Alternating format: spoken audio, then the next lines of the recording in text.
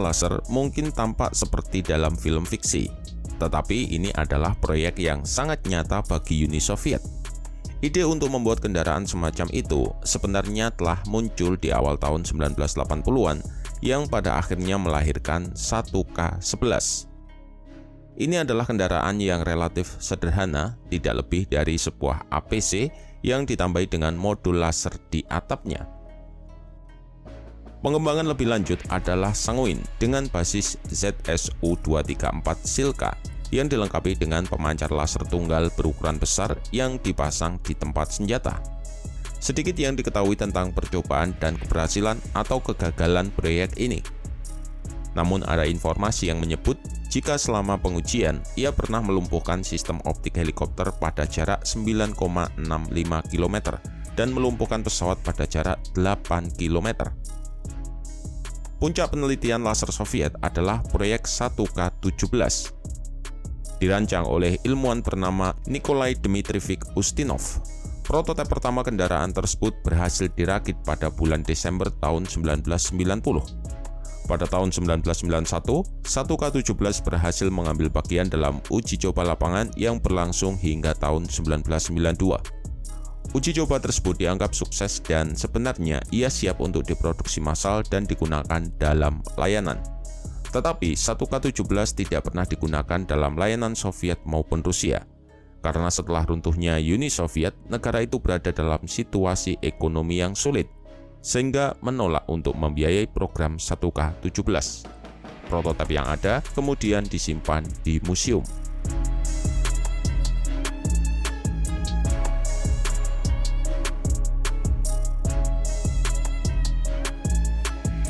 Seperti 1K11 pendahulunya, 1K17 juga menggunakan platform yang sudah ada, yaitu sasis 2S19 yang berasal dari T80. Sasis ini sebagian besar tidak berubah selain sedikit diperpanjang untuk meningkatkan stabilitasnya. Ia didukung oleh mesin diesel V84A dengan tenaga 840 horsepower. Ini mampu memberikan 2S19 kecepatan maksimum di angka 60 km per jam. Modifikasi untuk 1K17 adalah dengan membuang senjata asli 2S19 dan diganti dengan peralatan laser solid state.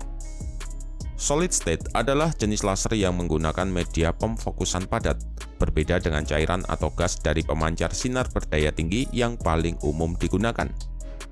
Proyek ini segera menjadi usaha yang sangat mahal karena media padat yang digunakan untuk laser ini adalah batu rubi buatan. Masing-masing seberat 30 kg dengan total 13 tabung laser. Energi untuk menyalakan laser disediakan oleh generator dan sistem baterai tambahan. Kisaran jangkauan lasernya sendiri tidak diketahui dengan pasti, tetapi mungkin mirip dengan Sanguin sekitar 8-9 km. Turret 1K17 berukuran sangat besar. Ini agar bisa menampung pemancar laser besarnya. Ada 13 lensa yang dipasang, dengan konfigurasi masing-masing 6 di atas dan di bawah, dengan satu lensa berada di tengah. Saat tidak digunakan, lensa ini ditutupi oleh panel lapis baja. Namun tidak diketahui sejauh mana turret ini dapat naik atau turun ketika digunakan untuk membidik target di udara. Selain senjata utama laser, 1K17 juga dilengkapi dengan senapan mesin NSV 12,7 mm untuk mempertahankan diri dari serangan infanteri dan udara.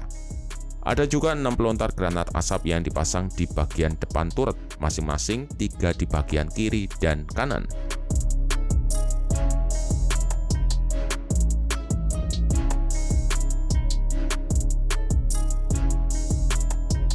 Sebagai senjata pertahanan, laser sangat efektif untuk melumpuhkan kendaraan musuh, senjata, dan peralatan visual.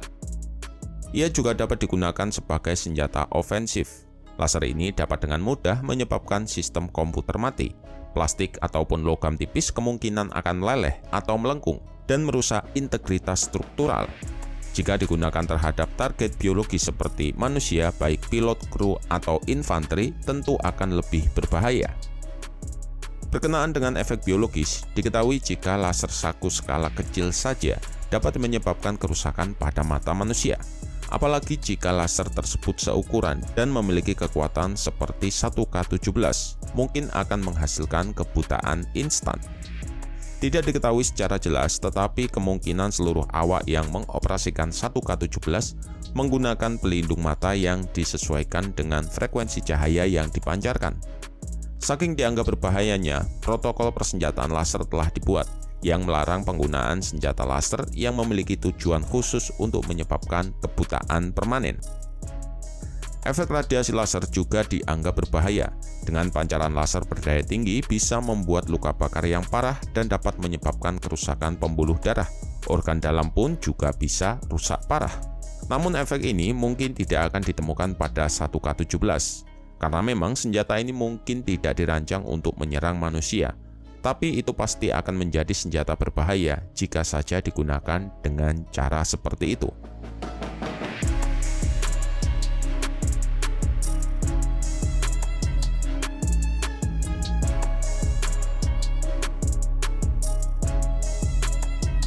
Dengan runtuhnya Uni Soviet dan keadaan ekonomi Rusia yang harus memaksanya melakukan penghematan, membuat nasib proyek 1K17 harus disuntik mati. Salah satu alasan Rusia tidak melanjutkan proyek ini adalah karena 1K17 dianggap tidak efektif jika digunakan untuk menargetkan target darat seperti tank.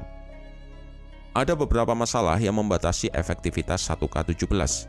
Pertama dan terpenting, meskipun jangkauannya lebih jauh daripada tank konvensional, tank ini hanya bisa menyerang lawan sambil mempertahankan garis pandangnya. Ini membuatnya sangat rentan terhadap serangan artileri dan membatasi efektivitas laser dalam cuaca buruk, meskipun Soviet mengklaim laser tersebut cukup kuat untuk menembus awan. Hari ini, Rusia melanjutkan pekerjaannya pada senjata laser dengan tujuan serupa. Beberapa tahun yang lalu, mereka mengumumkan laser electronic warfare baru yang mereka kembangkan untuk menghancurkan segala sesuatu, mulai dari sistem penargetan optik hingga satelit mata-mata. Bahkan dalam konflik di Ukraina, Rusia mengklaim telah mengerahkan dua sistem senjata laser canggihnya, yaitu Peresvet dan Zadira, yang digunakan untuk menghancurkan drone musuh.